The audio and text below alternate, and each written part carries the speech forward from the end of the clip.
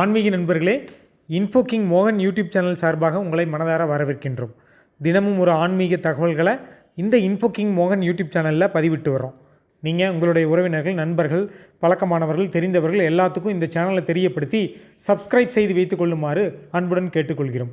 உலகத்தில் உள்ள அனைத்து தமிழ் உறவுகளுக்கும் நண்பர்களுக்கும் வணக்கங்கள்.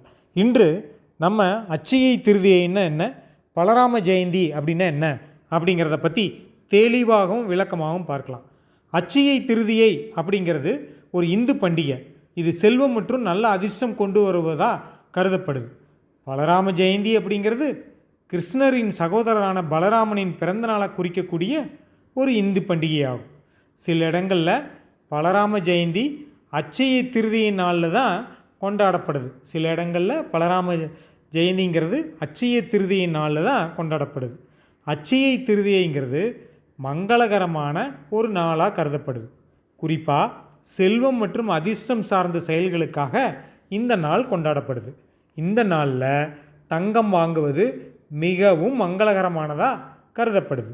இந்த நாளில் செய்யக்கூடிய எந்த ஒரு முதலீடும் அல்லது வாங்குதலும் தொடர்ந்து வளர்ந்து செழித்து வரும் அப்படிங்கிறது நம்பிக்கையாக இருக்குது.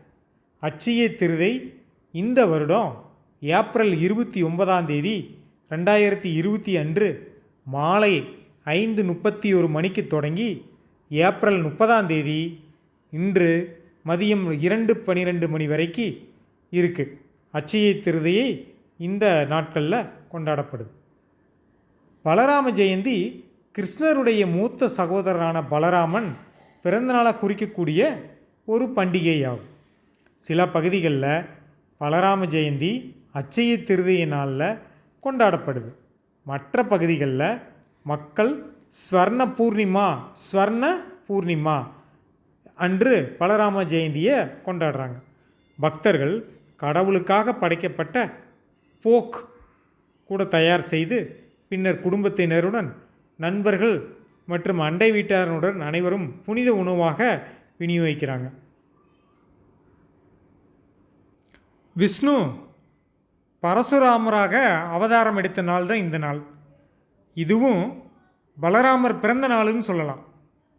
இந்த நாளில் தான் லிங்காயத் சமூகத்தின் ஸ்தாபக துறவியான பஸ்வேஸ்வரா பிறந்தார். லிங்காயத் சமூகத்தின் ஸ்தாபக துறவியான பஸ்வேஸ்வரா பிறந்த நாள். பஸ்வேஸ்வரா கர்நாடகாவில் ஒரு சிறந்த கவிஞர் துறவி ஆவார். அவர் சிவபெருமானிடம் இரட்சிப்பை கண்டார். அச்சய திருதி அன்னைக்கு சூரியனோ சந்திரனோ அண்டவானில் தங்கள் நிலைகளில் உச்சத்தில் இருக்கக்கூடிய நாள். கங்காதேவி ஜான்வியாக பூமிக்கு அவதரித்த நாள். கங்காதேவி ஜாக்னிவியாக பூமிக்கு அவதரித்த நாள் அப்படின்னு சொல்லலாம். யுக சுழற்சியில் சத்தியுகம் தொடங்கும் நாளாகவே இது அமைகிறது. விநாயகர் மகாபாரதத்தை எழுத தொடங்கிய நாளும் இதுதான். அதாவது இந்த நாளில் மிகவும் ஆசீர்வதிக்கப்பட்ட ஒரு நாள்னே சொல்லலாம். இந்த நாளில் 100 முறை ஜபம் செய்து 1,00,000 முறை ஜபத்துக்கான சமம் அப்படிங்கன்னு சொல்கிறாங்க. இந்த நாளில் சக்தி பல்வேறு வடிவங்களில் இறைவனுடைய பல அவதாரங்களில் பிறப்பின் முத்திரையாக கொண்டுள்ளது. யோக மரபில் சூரியன் ஆன்மாவையும், யோக மரபில் சந்திரன் மனதையும் குறிக்குது. இந்த நாளில் சூரியனும் சந்திரனும் உயர்ந்த நிலையில் இருக்கிறதுனால இரு நாசி துவாரங்களிலும் சுவாசம் நிலை பெற இது ஒரு சிறந்த நாள்னு சொல்லலாம். இது சாதனா தியானத்திற்கு முக்கியமான முன் நிபந்தனையாகும். அதாவது இந்த நாளில் மக்கள் பொதுவாக தங்கத்தை வாங்குகிறாங்க.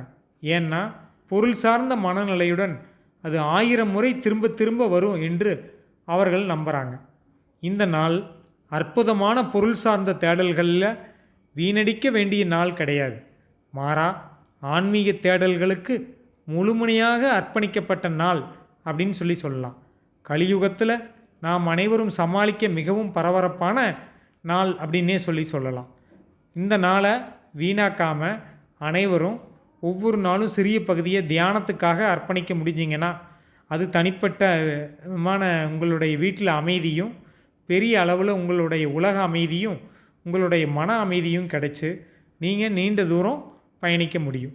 நீங்கள் தியானம் செய்ய முடியாவிட்டாலும் பரவாயில்ல, குறைந்தபட்சம் ஆன்மீக ரீதியாக சக்தி வாய்ந்த நாட்களில் பிரார்த்தனை செய்யுங்க.